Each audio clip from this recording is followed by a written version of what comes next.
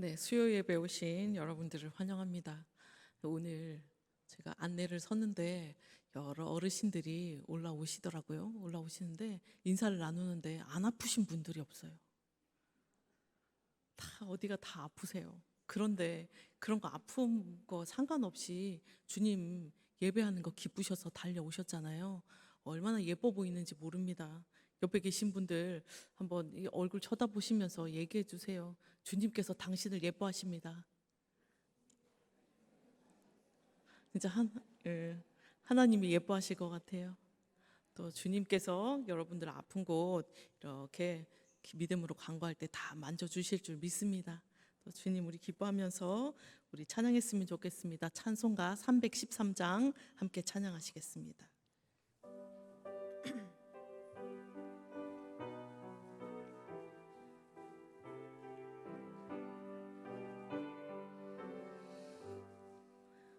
내 임금 예수 내 주여 이 죄인이 주님 앞에 한없는 은혜 받고서 내 생명 모두 드리오니 그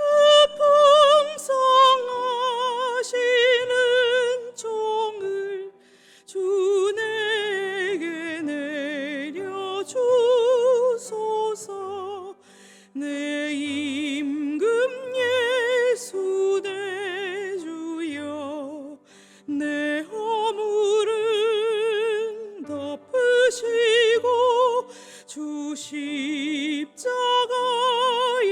흘리신 그 피를 믿는 마음 보사 내 중한 죄를 사하여 참 평안한 맘 주소서.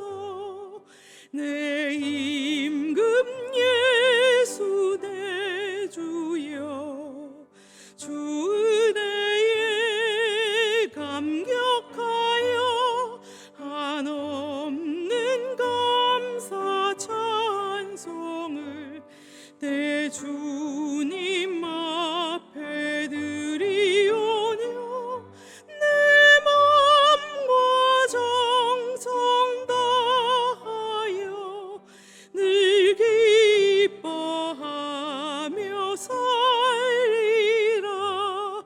내 임금 예수 내 주여 이 마음과 이 천한 몸 그 보배 피로 값주고 주 친히 사신 것이오니 나 이제 사나 죽으나 주 뜻만 따라.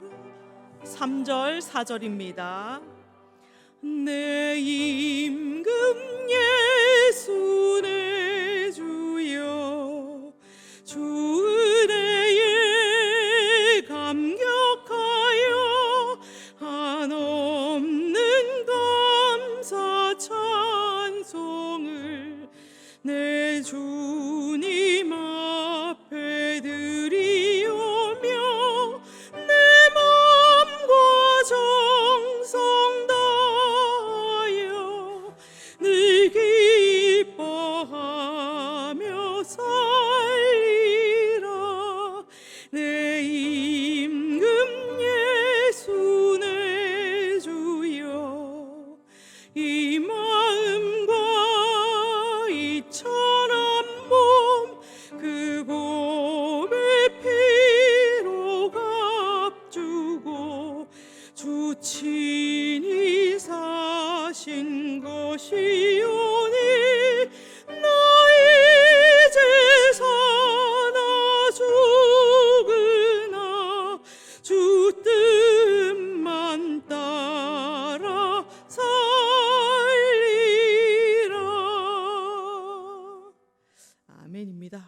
이제 나 이제 사나 죽으나 주 뜻만 따라 살리라.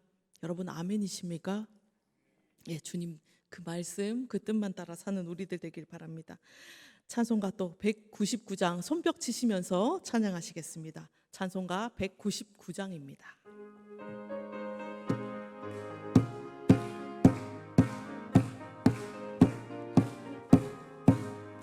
나의 사랑하는 책 비록 헤어졌으나 어머니의 무릎 위에 앉아서 재미있게 듣던 말 그때 일을 지금도 내가 잊지 않고 기억합니다. 귀하고 귀하다 우리 어머니가 들려주시던 재미있게 듣던 말 이 책 중에 있으니 이 성경 심히 사랑합니다. 옛날 용맹스럽던 다니엘의 경험과 유대 임금 다윗 왕의 역사와 주의 선지 엘리야 바람 타고 하늘에 올라가던 일을 기억합니다. 귀하고 귀하다 우리 어머니가 들려주시던 재미있게 듣던 말 이 책 중에 있으니 이 성경 심히 사랑합니다. 아멘. 예수 세상 계실 때 많은 고난 당하고 십자가에 달려 죽임 당한 일 어머니가 읽으며 눈물 많이 흘린 것 지금까지 내가 기억합니다. 귀하고 귀하다 우리 어머니가 들려주시던 재미있게 듣던 말 이 책 중에 있으니 이 성경 심히 사랑합니다. 그때 일은 지나고 나의 눈에 환하고 어머니의 말씀 기억하면서 나도 시시때때로 성경 말씀 읽으며 주의 뜻을 따라 살려 합니다. 아멘. 귀하고 귀하다 우리 어머니가 들려주시던 재미있게 듣던 말 이 책 중에 있으니 이 성경심 3절 4절입니다. 예수 세상 계실 때 많은 고난 당하고 십자가에 달려 죽임 당한 일 어머니가 읽으며 눈물 많이 흘린 것 지금까지 내가 기억합니다. 귀하고 귀하다 우리 어머니가 들려주시던 재미있게 듣던 말 이 책 중에 있으니 이 성경 심히 사랑합니다. 그때 일은 지나고 나의 눈에 환하고 어머니의 말씀 기억하면서 나도 시시때때로 성경 말씀 읽으며 주의 뜻을 따라 살려 합니다. 귀하고 귀하다 우리 어머니가 들려주시던 재미있게 듣던 말 이 책 중에 있으니 이 성경 심히 사랑합니다. 귀하고 귀하다 우리 어머니가 들려주시던 재미있게 듣던 말 이 책 중에 있으니 이 성경 심히 사랑합니다. 우리 이 시간 합심해서 기도하길 바랍니다. 주님, 내가 주님 말씀을 더 사랑하는 사람 되게 해주십시오. 주님, 어떤 때이든지 주님 말씀을 기억하는 우리들 되게 해주십시오. 그래서 말씀 따라 사는 우리들 그리고 우리 교회가 되게 해주십시오. 시간 함께 기도해 주시고 이 예배를 위해 또 목사님을 위해 성령 임재하시는 그런 역사가 있는 이 예배, 말씀이 살아 역사하는 이 예배가 되게 해주십시오. 함께 우리 합심해서 기도하시겠습니다.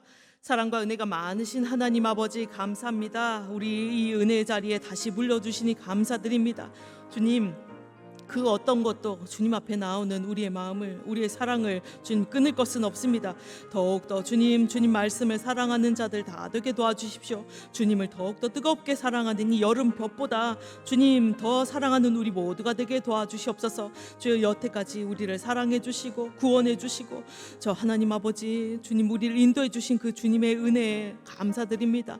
감사함으로 주님 앞에 나오니 주여 우리들에게 오늘 말씀을 주시고 살아갈 힘을 주시고, 또 하나님 아버지 언제나 어느 때이든지 우리가 낭망의 구렁텅이에 주님 있을 때에도 주님 다시금 주님 말씀을 기억하고 주님 뜻대로 살아가기를 다짐하는 우리 주님의 사람들로 우리 모두를 불러 주시옵소서. 또한 하나님 아버지 우리 교회 가운데 주님의 말씀을 주셔서 말씀이 가라 하시면 가고 말씀이 서라 하시면 서는 우리 교회가 되게 도와주시고, 또 오늘 하루도 주님 말씀대로 말씀하시는 주님 나침반 되신 그 말씀대로 따라가는 우리 모두가 될 수 있도록 주님 복 내려 주시옵소서. 그렇게 따라가는 것이 복임을 주님 더욱더 주님 고백하고 또 하나님 깨달으며 달려나가는 우리 모두가 될 수 있도록 도와주시옵소서. 또한 하나님 아버지 이 말씀이 선포되어지는 이 예배의 자리에 주님 역사하여 주셔서 성령님 우리 모두 은혜 받고 돌아가는 시간 되게 도와주시고, 말씀으로 무장하며 다시금 주님의 용사로 주님의 딸들로 주님의 아들들로 살아가기 하나님 아버지 주님 다짐하는 이 시간 될 수 있도록 도와주십시오.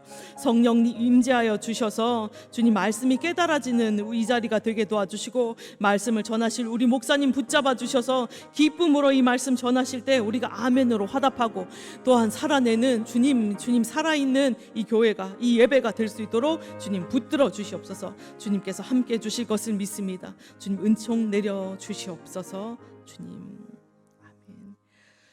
우둔한 우리들에게 주님 말씀 주셔서 감사드립니다. 우리가 돌아보니 말씀 때문에 웃고 울고 살았습니다. 또 소망을 가지고 주님 살아갑니다. 주님의 자녀로 주님 변화받았을 때의 그 감사함, 그것을 잊지 않는 우리들 되게 도와주시옵소서. 말씀으로 이 땅에 오신 예수 그리스도로 인해 우리가 살 길을 얻게 되었음을 다시금 고백합니다. 예수 그리스도만 우리 구주시고 또한 우리가 나아갈 바가 주님께서 말씀하시는 말씀의 길밖에 없음을 다시금 고백합니다. 그 고백에 주님 부끄럽지 않는 삶 살아가는 우리 모두가 될 수 있도록 도와주시옵소서. 우리 모든 것을 진리의 말씀에 무릎 꿇리고 내 자존심도 내 가치관도 내 모든 것들 주님 무릎 꿇리고 주님 말씀이면 서고 또 말씀이 가라면 가는 용기 있는 자들, 말씀에 붙들린 자들 다 될 수 있도록 붙잡아 주시옵소서. 또한 말씀이 선포될 이 자리에 주님 이 자리를 귀히 보시고 사랑하신 줄 압니다. 이 귀한 자리에 더욱 나오기를 힘쓰는 우리가 되게 도와주시고, 또한 주님께서 말씀하실 그 말씀을 고대하고 꿀송이보다 그 단 그 말씀 그 먹기를 간구하며 주님 가난한 마음으로 주님 앞에 서는 우리 모두가 될 수 있도록 붙들어 주시옵소서. 그 가운데 세우신 우리 목사님 주님 영역을 7배나 더하시고 주님 사랑해 주시고 힘 주시고 주님 말씀 더하실 때 성령의 역사가 있는 우리 목사님 되실 수 있도록 붙들어 주시옵소서. 주님 함께 해 주시길 간구하며 우리를 사랑하는 예수 그리스도 이름으로 기도드립니다. 아멘.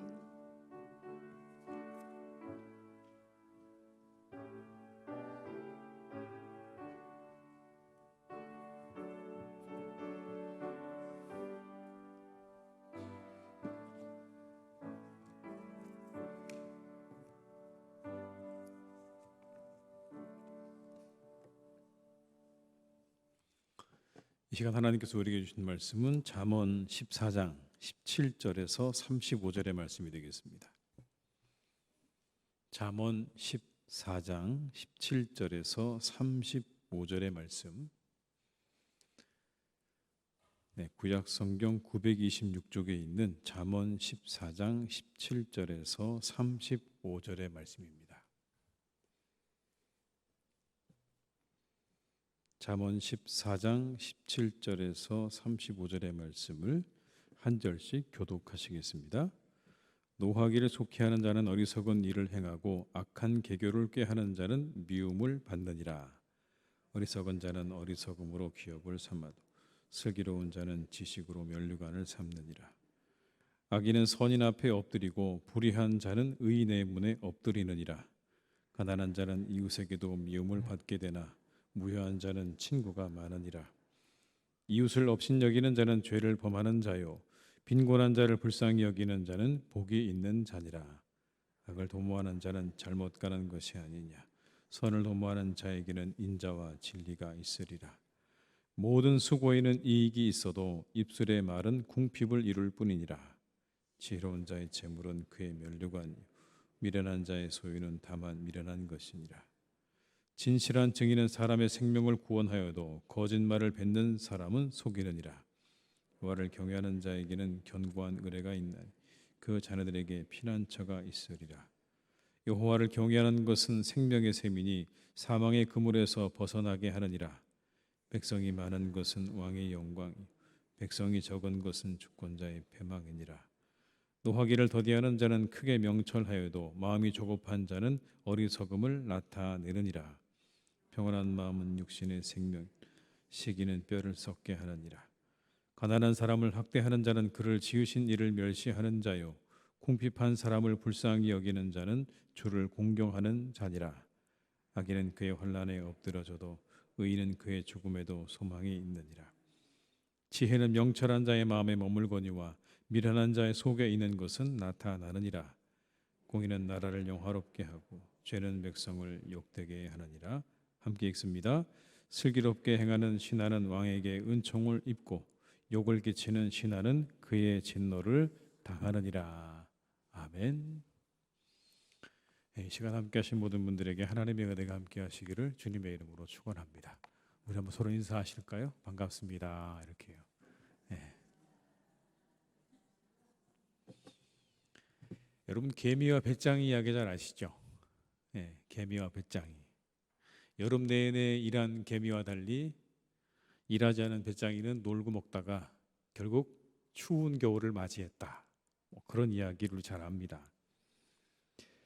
지혜로운 자와 어리석은 자를 비유하는 그런 이야기로 유명하기도 하고 대표적인 이야기죠. 그렇다면 이 어리석음의 특징이 뭔가? 뭐가 어리석은 사람의 특징인가? 이런 것들 아닐까요? 낭비하는 거, 그리고 무분별한 거, 무절제한 것, 무례한 것, 그리고 조급한 것. 이런 것들이 어리석음의 특징입니다.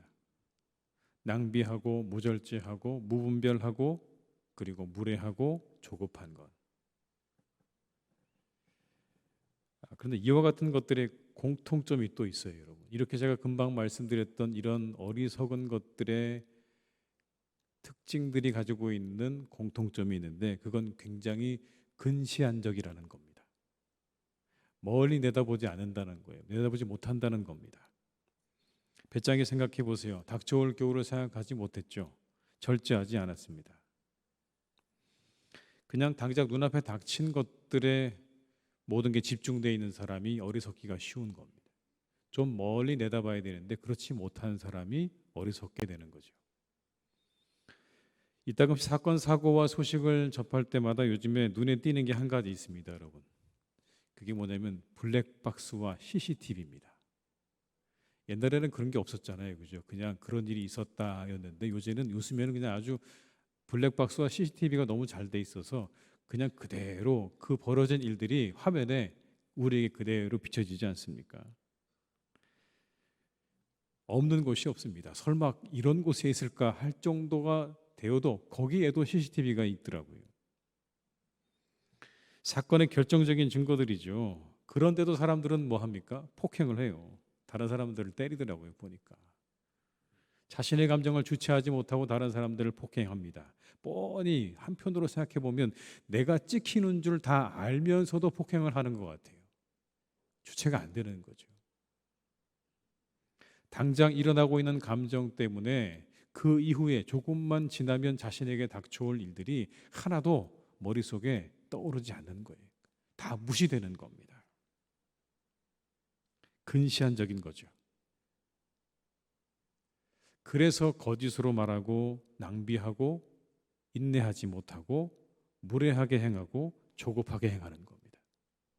조금만 더 그 뒤를 내다보게 되면 아마 이런 일들이 줄어들 텐데 너무 근시안적으로 보다 보니까 사람들이 그런 것 같아요. 거짓말하고 들통날 거짓말을 하잖아요.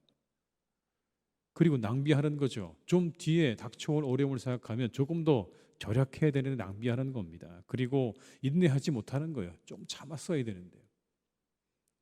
그리고 무례하게 행하는 거예요. 조급하게 행하는 겁니다. 이것이 바로 어리석음의 가장 큰 특징이에요. 근시안적이라는 겁니다. 멀리 내다보지 못하는 겁니다. 오늘 본문에도 이런 말씀들이 나와요. 오늘 본문에 이런 말씀들이 나옵니다. 이렇게 하면 이렇게 된다. 어떤 행위와 결과에 대한 말씀인데 17절에 보니까 이렇게 말씀하세요. 노하기를 속히 하는 자는 어리석은 일을 행하고 악한 계교를 꾀하는 자는 미움을 받느니라. 노하기를 속히 하는 자는 어리석은 일을 행한다. 여러분 29절의 말씀입니다. 노하기를 더디하는 자는 크게 명철하여도 마음이 조급한 자는 어리석음을 나타내느니라. 노하기를 더디하는 사람, 마음이 조급한 사람 이렇게 비교를 해놨습니다. 33절입니다. 여러분. 지혜는 명철한 자의 마음에 머물거니와 미련한 자의 속에 있는 것은 나타나느니라. 지혜는 명철한 자의 마음에 머문다. 드러나지 않는다는 거예요. 그 마음에 그냥 이렇게 있는 거지 함부로 드러나지 않는다는 겁니다. 그런데 반대로 미련한 사람은 어떻다고요? 그 속에 있는 게 다 드러난다는 거예요. 지혜와 어리석음의 차이가 느껴지십니까? 어리석음은 뭐예요? 뭔가 조금 속히 하는 거예요. 조급한 거예요. 마음에 담아두지 못하는 사람을 가리켜서 오늘 성경 말씀에 미련한 사람이다, 어리석은 사람이다라고 말을 하는 거예요. 그러나 반대로 지혜는 어떤 사람입니까? 잠시 멈추고 담아두는 것과 관련돼 있어요. 그러니까 지혜자는 잠깐 내가 지금 하려고 하는 일들에 대해서 조금 더 한 번 더 생각해보고 신중한 사람이 지혜자인 거예요. 근데 그런 걸 생각하지 않고 조급하게 내 마음속에 일어나는 것들을 그대로 다 쏟아내거나 내 감정을 다 드러내는 사람을 가리켜서 성경은 어리석다라고 말씀하고 있는 겁니다. 당장 내 눈앞에서 무언가를 해결하려는 근시안적인 모습이야말로 어리석음의 대명사인 겁니다. 그런데 그렇게 근시안적이 되게 되면 당장 내 눈앞에 일어나는 일들을 내가 내 마음대로 내 감정대로 처리하려고 하다 보면 계산착오가 일어나게 됩니다. 그게 문제인 거예요.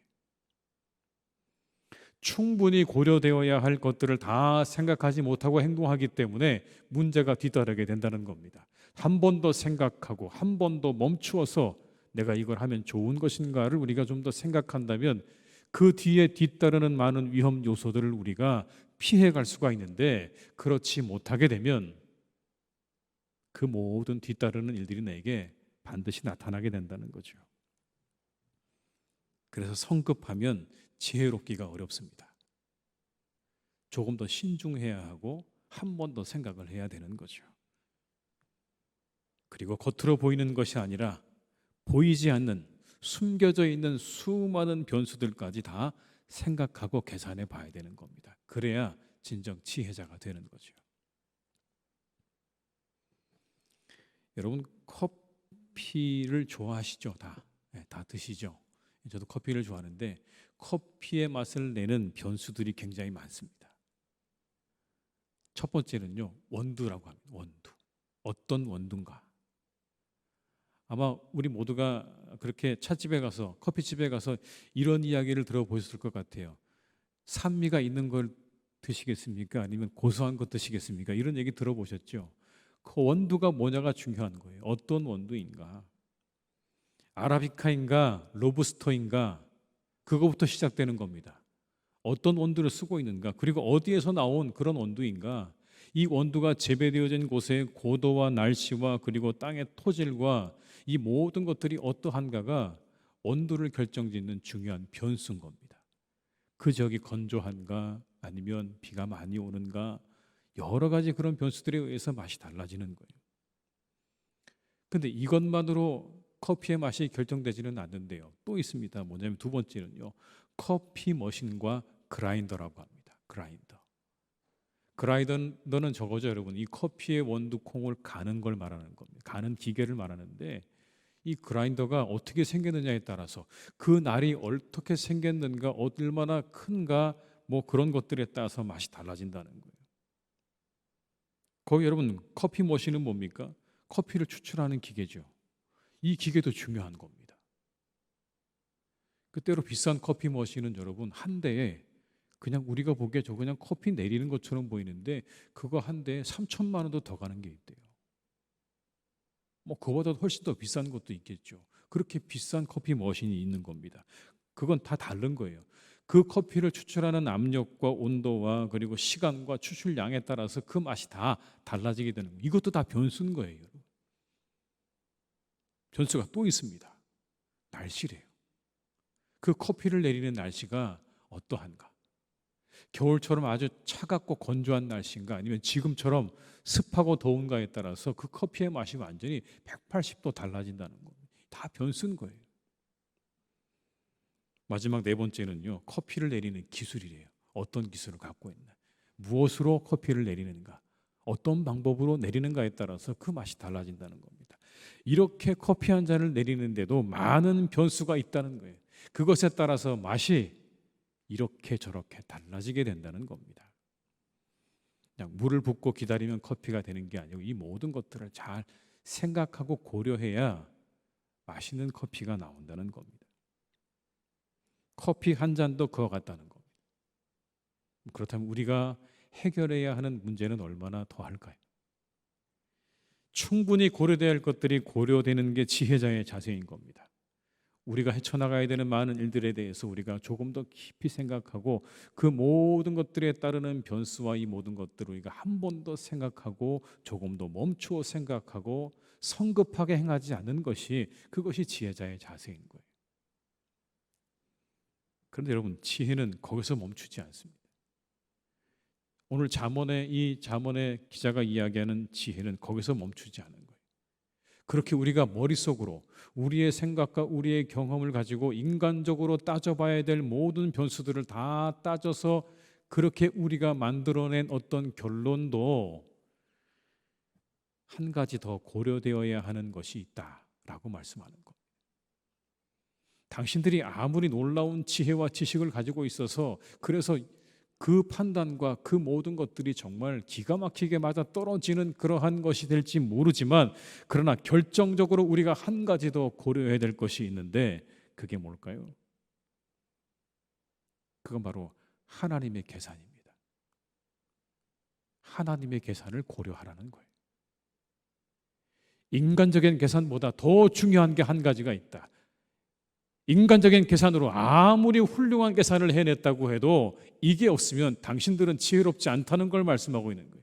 하나님의 계산이 고려되지 않았다면 당신들이 해낸 그 모든 것들은 지혜로운 게 아니라는 겁니다. 진정한 지혜라고 말할 수 없는 거예요.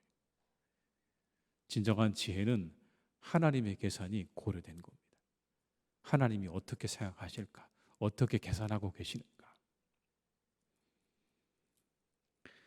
여러분 17절의 말씀에 이런 말씀이 나옵니다. 노하기를 속히 하는 자는 어리석은 일을 행하고 악한 계교를 꾀하는 자는 미움을 받느니라. 노하기를 속히 하는 자는 어리석은 일을 행하고 악한 계교를 꾀하는 자는 미움을 받느니라. 악한 계교를 꾀하는 자가 계산하지 못하는 게 있죠. 뭡니까? 미움입니다. 여기 나오는 미움이라는 말은 단순히 사람들의 미움만을 의미하는 게 아닙니다. 하나님의 미움을 의미하는 거예요. 악한 계교를 꾸며서 자신의 일이 여러분 성공한다고 해도 한 가지 빼먹은 게 있다는 겁니다. 그게 뭐예요? 하나님의 미움은 계산하지 못했다는 이야기예요. 그런 사람을 싫어하시거든요. 악한 계교를 꾸미는 자를 싫어하시는 하나님이십니다. 그런데 그것까지 계산에 포함시키지 못한 거예요. 그렇다면 그 악한 계교가 아무리 성공했다고 해도 지혜로운 게 아니에요. 성공한 게 아니에요.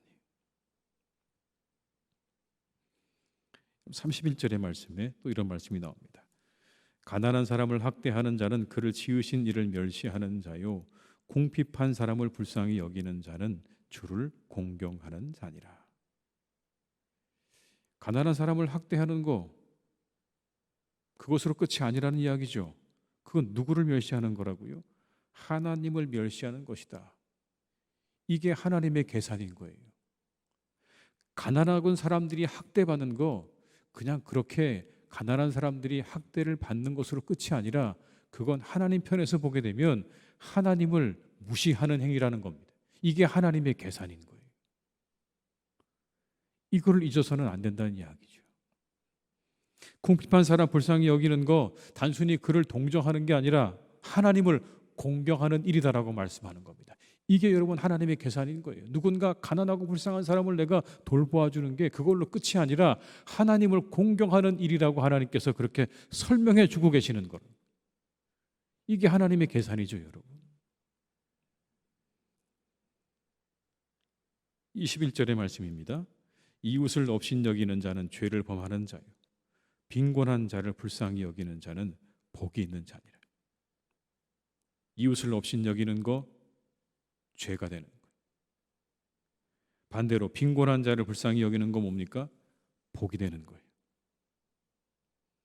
이 죄와 복은 누구에게 죄와 복이 되는 겁니까? 하나님 앞에 죄가 되는 것이고 하나님 앞에 복이 된다는 그런 의미예요. 여기까지 계산해야 되는 거예요.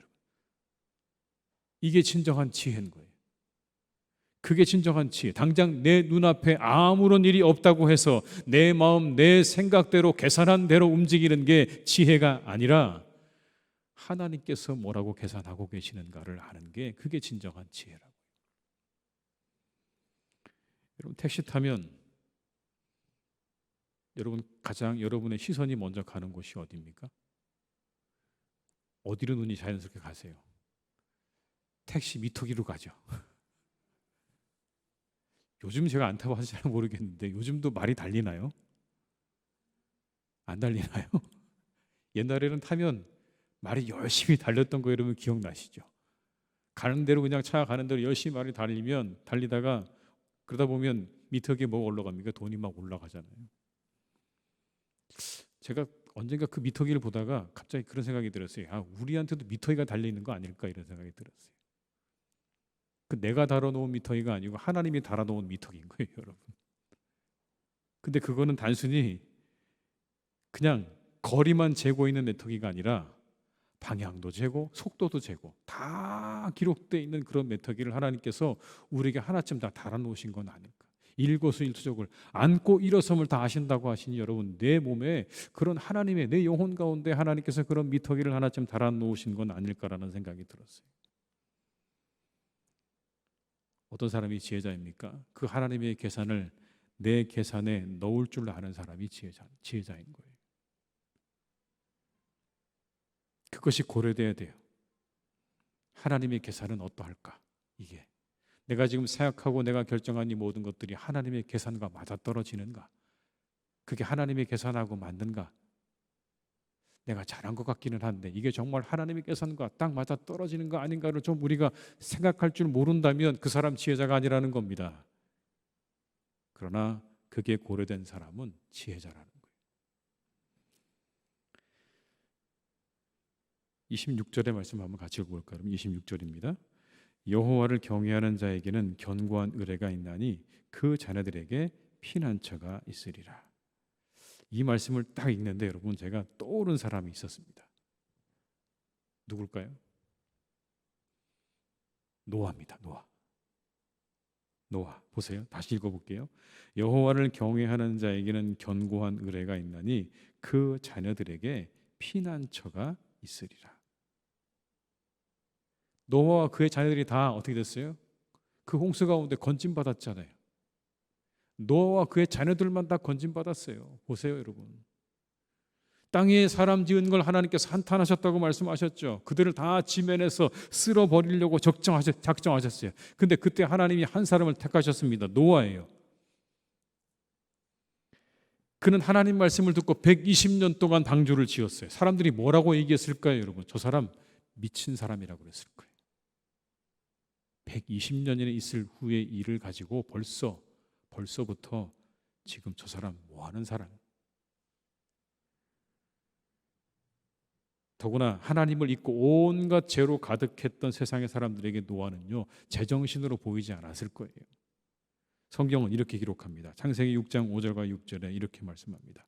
여호와께서 사람의 죄악이 세상에 가득함과 그의 마음으로 생각하는 모든 계획이 항상 악할 뿐임을 보시고 땅 위에 사람 지으셨음을 한탄하사 마음에 근심하시고. 사람의 죄악이 세상에 가득함과 그의 마음으로 생각하는 모든 계획이 항상 악하다. 어떤 사람들의 특징일까요? 하나님을 잊은 사람들의 특징인 거예요. 그들에게서 뭐가 사라졌습니까? 하나님이 계산해서 다 빠진 사람들이에요. 그러니까 모든 생각이 다 어떻다고요? 다 악하다고 얘기하잖아요. 마음으로 생각하는 모든 일들이 다 악한 거예요, 여러분. 항상 악한 거예요. 그런데 노아의 계산법은 달랐어요. 그에게 뭐가 있었어요? 하나님의 계산법이 있었던 거예요.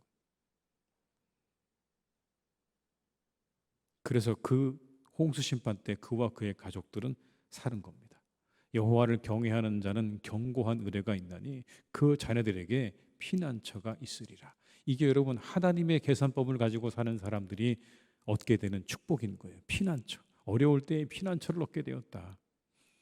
세상이 지혜대로 살아가는 게 잘 사는 것처럼 느껴질 수도 있어요. 적당히 속이고 거짓도 말하고 꾸미고 살아가는 게 좋은 것처럼 보일지도 몰라요. 그러나 결과는 곧 드러나게 될 거예요.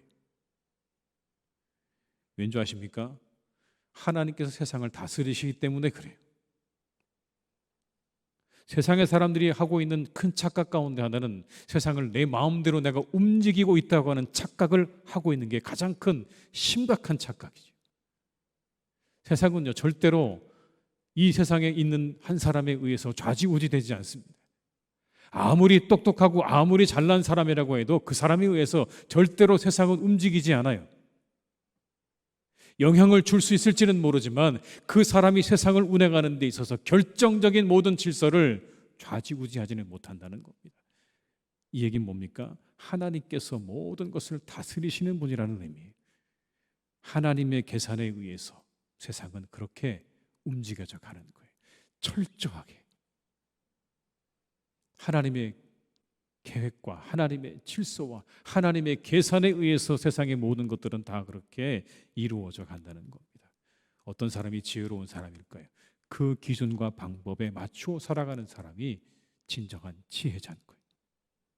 스스로 잘난 체하고 똑똑한 체하고 그리고 지혜로운 체 한 사람이 지혜자가 아니라 세상을 주관하시는 하나님, 다스리시는 하나님, 그 하나님의 다스림에 맞추어서 그 계산법에 맞추어서 내 삶을 그렇게 만들어갈 줄 아는 사람이 진정한 지혜자라는 겁니다. 하나님의 계산법을 가지고 살아가시기를 주님의 이름으로 축복합니다. 눈에 보이는 얄팍한 계산을 다 버리셔야 됩니다. 그게 우리의 결국을 보장해 주지 않아요. 하나님의 계산법만이 그 계산법만에 오직 마지막에 보상이 뒤따르는 것이고 그 삶에 우리에게 주시는 하나님의 상과 축복이 뒤따르게 되는 줄 믿습니다. 32절에 여러분 이렇게 말씀합니다. 악인은 그의 환난에 엎드러져도 의인은 그의 죽음에도 소망이 있느니라. 의인은 그의 죽음에도 소망이 있느니라. 의인이 누굴까요? 하나님의 계산법을 가지고 산 사람에게는 그 사람에게는 죽음에도 소망이 있다. 죽음에도 길이 열려진다는 이야기입니다, 여러분. 죽음 가운데도 길이 열려진다. 죽음의 위태한 가운데도 하나님께서 그의 길을 열어주신다. 그러니 세상의 얄팍한 지혜를 가지고 살려고 하지 말고 하나님의 계산법을 따라서 살아라 라고 하는 그런 말씀인 겁니다. 이 말씀을 준비하면서 다시 한번 양화진 선교사 묘지에 묻힌 선교사님들을 생각해 보게 됩니다. 낯선 이국 땅에서 복음 위에 목숨 바쳤던 우리 선교사님들, 하늘의 계산법을 가진 이들이 아니었을까요? 안정된 삶을 버리고 20세의 꽃다운 청춘의 나이에 한 번도 가보지 않은 한국이라는 나라에 와서 그곳에서 질병과 위협과 경계 속에 그렇게 살면서 복음을 전했던 그분들이야말로 하나님의 계산법을 가지고 산 사람들이죠. 루비라헬 캔드릭이라고 하는 선교사님이 있습니다. 1883년생인데 1907년에 우리나라의 24살의 나이에 우리나라에 오게 되었습니다. 그 25살의 나이에 맹장염에 걸려서 그만 세상을 떠나게 됩니다. 그 캔드릭 선교사가 마지막으로 부모님들에게 보낸 편지의 내용이 여러분 이런 내용이 있습니다. 이렇게 기록을 남기고 있습니다. 아버지 어머니, 조선은 점점 박해가 심하여 가고 생활 환경은 너무나 열악합니다. 3일 전에도 내가 아는 교인이 광가에 끌려가 순교를 당했습니다. 이 땅은 토마스 선교사가 목이 잘려 순교당하고 제임스 홀 선교사가 순교한 땅입니다. 지금 박해가 너무 심해 철수하라는 선교부의 지시가 있으나 대부분 선교사는 순교할 각오로 머무르고 있습니다. 이곳 조선에 오기 전에 집들에 심어놓은 꽃들이 활짝 피었다는 소식을 들었을 때에 너무 집이 그리웠습니다. 이곳 조선은 참 아름다운 곳입니다. 모두들 하나님을 알려는 사람들 같습니다. 선한 마음과 복음의 열정으로 보아 아마 몇십 년이 지나면 이곳은 주님의 사랑이 넘치는 곳이 될 것입니다. 아버지 어머니, 어쩌면 이 편지가 마지막이 될 수도 있을 것입니다. 제가 이곳에 오기 전 뒷뜰에 뿌렸던 한 알의 씨앗으로 인해 이제 내년이면 꽃으로 가득하겠고 또 다른 씨앗들을 만들어낼 것입니다. 저도 이곳에서 작은 씨앗이 될 것입니다. 제가 씨앗이 되어 이 땅에 묻혔을 때 언젠가 하나님의 시간이 되면 조선 땅에는 많은 꽃들이 피어나고 그들도 또한 여러 나라의 씨앗이 될 것입니다. 오늘 밤에는 유난히도 고향으로 돌아가고 싶습니다. 외국인을 죽이고 기독교도들을 증오한다는 소문 때문에 부두에 서서 끝까지 만류하시던 어머니의 얼굴이 자꾸 제 눈앞에 어른거립니다. 그러나 저는 저의 심장을 이 땅에 묻을 것입니다. 그리고 이것은 조선에 대한 저의 열정이 아니라 하나님의 조선에 대한 열정이라는 것을 알았습니다. 여러분, 이 구절이 참 와닿지 않습니까? 이것은 조선에 대한 저의 열정이 아니라 하나님의 조선에 대한 열정이라는 것을 알았습니다. 하나님의 계산을 알았던 거예요. 내 계산 따라 사는 게 아니라 하나님의 계산을 따라 사는 거라고요. 이 나라를 향한, 조선이라는 나라를 향한 하나님의 열정을 알아서 그 열정을 자신의 것으로 삼고 이 땅을 살았던 이 캔드릭 선교사, 마지막 그 묘비에 이런 글이 새겨져 있습니다. 만일 나에게 바칠 수 있는 1000개의 목숨이 있다면 그것은 모두 한국을 위해 바쳐질 것이다. 여러분, 이게 하나님의 계산법 아닐까요? 하나님의 계산법으로 사는 사람 아닐까요? 요한복음 12장 24절 이렇게 말씀합니다. 내가 진실로 진실로 너에게 이르노니 한 알의 밀이 땅에 떨어져 죽지 아니하면 한 알 그대로 있고 죽으면 많은 열매를 맺느니라. 이게 주님의 계산법이에요. 내가 죽어 많은 사람을 살리는 그러한 방법, 그러한 계산으로 이 땅을 살았던 것이죠. 사랑하는 교회 여러분, 우리 모두가 우리의 삶 가운데 하나님의 계산이 얼마나 들어있는가 한번 따져보시고 우리의 삶을 너무 세상적인 지혜와 그런 얄팍한 것으로 살지 않고 하나님의 계산을 끌어와서 우리의 삶 가운데 가지고 살아갈 수 있는 복된 우리 성도님들이 다 되실 수 있기를 주님의 이름으로 축원합니다. 여러분, 이 시간 기도하시겠습니다. 기도하실 때 하나님, 얄팍한 인생의 지혜를 버리고 하나님의 계산법을 따라 살게 하옵소서. 그래서 참된 지혜자가 되게 하옵소서. 한번 기도하시고요. 우리에게 평안하게 든든히 서가는 교회가 되게 하옵소서. 성령 충만, 말씀 충만, 기쁨 충만하게 하시옵소서. 한번 우리 두 가지 위에서 합심해서 간절한 마음으로 우리 통성으로 기도하시겠습니다. 사랑이 많으신 아버지 하나님, 이 시간 간절히 원합니다. 오 아버지 하나님, 우리에게 은혜 주시기를 간절히 원합니다. 아버지, 우리의 인생에 얄팍한 인생의 지혜를 버리게 하시고 하나님의 계산법을 따라 살아갈 수 있는 하나님, 진정한 지혜자가 되기를 간절히 원합니다. 세상에 아버지 얄팍한 지혜를 가지고 하나님, 내가 지혜롭다 여기는 그런 착각 속에 살아가지 않기를 간절히 원합니다. 그곳에서 벗어나게 하여 주시옵소서. 오직 아버지 하나님, 우리 모두가 하나님의 계산법을 아버지 하나님 내 삶으로 가져와 하나님 우리가 그렇게 살아갈 수 있기를 간절히 원합니다. 오늘 말씀이 우리에게 그 계산법을 가르쳐 줍니다.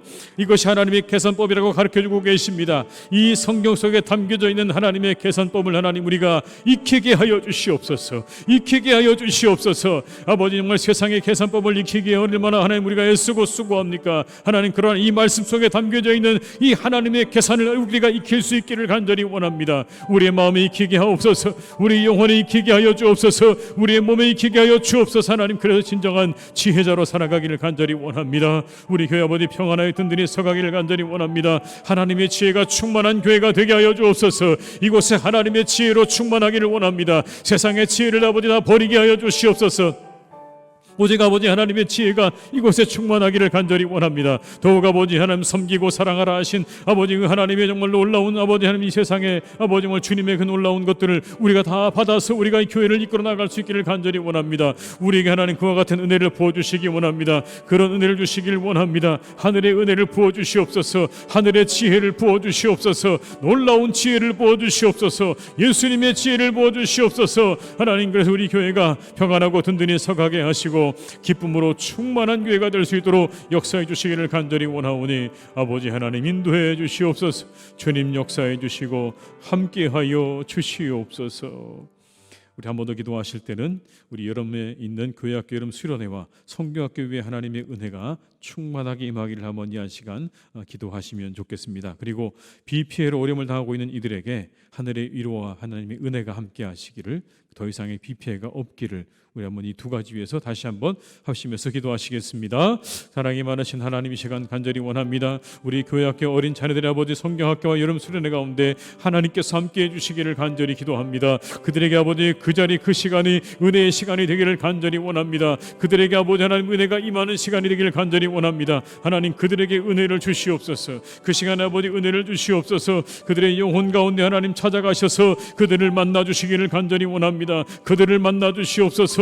그들 가운데 함께하여 주옵소서. 그들에게 아버지 하나님의 은혜와 말씀이 심겨지는 시간 되기를 간절히 원합니다. 하나님이 정말 아버지 살아계심이 경험되어지는 시간 되게 하여 주옵시고, 그들의 영혼에 하나님의 귀한 말씀이 심겨지고 새겨지는 복된 시간 되기를 간절히 원하오니 하나님, 우리 자녀들의 수련회와 성경학교 위에 하나님께서 은혜와 축복으로 함께해 주시기를 간절히 원합니다. 주의 역사에 주옵소서. 아버지 비 피해로 아버지 어려움 당하고 있는 많은 분들이 있습니다. 가족을 잃고 아버지 많은 것들을 잃어버린 분들을 하나님께서 위로해 주시기를 원합니다. 그들과 함께 해주시기를 원합니다. 그들에게 아버지 하나님의 은혜를 내려 주옵소서. 그들에게 아버지 위로를 내려 주시옵소서. 평화를 다시 되찾게 도와주시옵소서. 아버지 하나님 은혜 주시기를 원합니다. 더 이상의 비패가 없도록 하나님께서 우리를 지켜주시기를 간절히 원합니다. 이 땅을 지켜주시옵소서. 이 땅에 함께하여 주시옵소서. 이 땅에 역사하여 주시옵소서. 아버지 하나님의 은혜로 아버지 우리를 지켜주시기를 간절히 원하오니 하나님, 이제 더 이상 이 비로 인해서 피해가 없도록 도와주시고, 피해를 입은 많은 사람들에게 하늘의 위로와 하늘의 평안으로 역사해 주시고 인도해 주시옵소서. 함께하여 주시옵소서. 주님, 주님. 아버지 하나님, 우리가 얄팍한 세상의 지혜를 따라 살아가지 않게 하시고 하나님의 계산을 따라 살아갈 수 있는 믿음의 사람들이 되게 하여 주시옵소서. 참된 지혜가 거기 있다고 말씀하셨습니다. 하나님의 계산이 내 계산이 될 수 있도록 우리가 하나님 그 계산법을 잘 익힐 수 있기를 간절히 원합니다. 이 말씀 속에 담겨져 있는 하나님의 그 놀라운 계산들을 우리가 우리의 영혼과 우리의 마음과 우리의 몸에 익혀서 그 계산을 따라 살아갈 수 있는 하나님의 복된 성도들이 되게 하여 주시옵소서. 우리 교회가 하나님 이 지혜로 충만하기를 원합니다. 하늘의 지혜로 충만하게 하여 주옵소서. 하나님의 지혜로 충만하게 하여 주옵소서. 주님의 지혜로 충만하게 하여 주옵소서. 세상의 지혜는 물리쳐 주시고 하나님의 지혜로 우리가 이곳을 가득 채워 하나님이 기뻐하시는 공동체와 교회로 세워나가는 우리 모두가 다 되게 하여 주시옵소서. 우리 교회학교 여름 성경학교 수련회 가운데 함께 하셔서 그 위에 크신 은혜를 내려주시기를 간절히 원합니다. 그들의 심령 가운데 하나님 말씀해 주시고 살아계신 하나님의 손길이 경험되어지는 복된 시간이 되기를 간절히 기도하오니 주여, 우리 자녀들의 그 수련회와 성경학교 위에 크신 하나님의 은혜를 내려 주시옵소서. 비 피해로 어려움을 당한 많은 분들이 있습니다. 그들을 위로하시고 그들에게 은혜를 내려주시고 더 이상의 비 피해가 없도록 우리에게 함께하여 주시옵소서. 모든 것 주님께 의탁드립니다. 우리의 간구와 기도를 들으시고 우리의 한없는 은혜와 평안으로 함께하시기를 간절히 원하옵고 예수님의 이름으로 기도드립니다. 아멘. 네, 교회 소식을 한 가지 말씀드리면 이 교학교 여름 행사가 계속 이제 곧 다가오고 있습니다. 여러분 보시는 대로 유치부는 이제 끝났고요. 아동부, 중등부, 고등부, 청년부가 수련회를 앞두고 있습니다. 그래서 많이 기도해 주시고 격려해 주시기를 부탁을 드리겠습니다. 우리 다 함께 찬송가 459장 찬양하신 후에 주기도문으로 예배를 마치겠습니다. 459장입니다.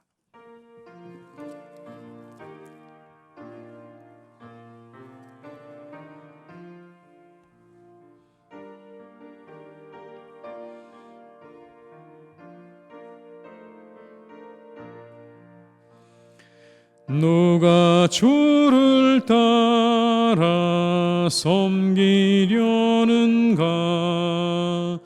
누가 죄를 떠나 주만 따를까?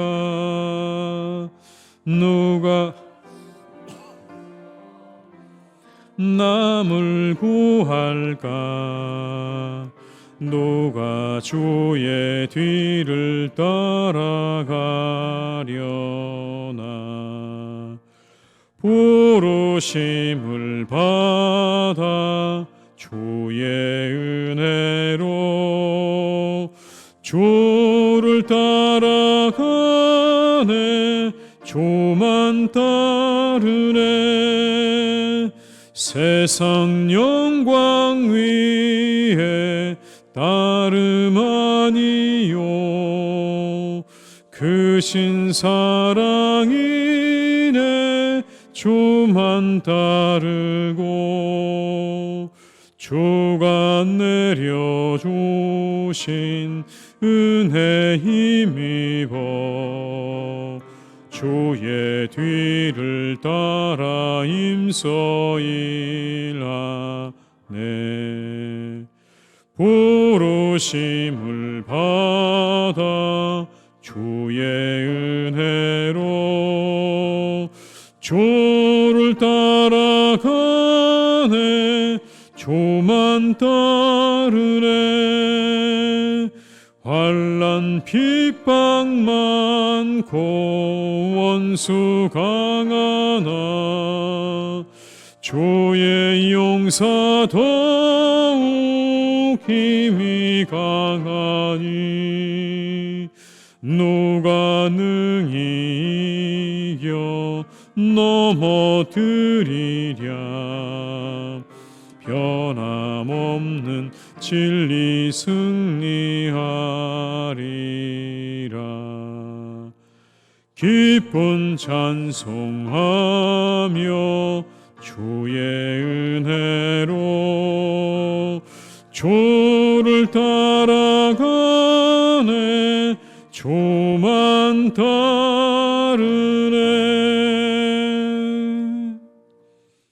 하늘에 계신 우리 아버지, 아버지 이름을 거룩하게 하시며 아버지의 나라가 오게 하시며 아버지의 뜻이 하늘에서와 같이 땅에서도 이루어지게 하소서.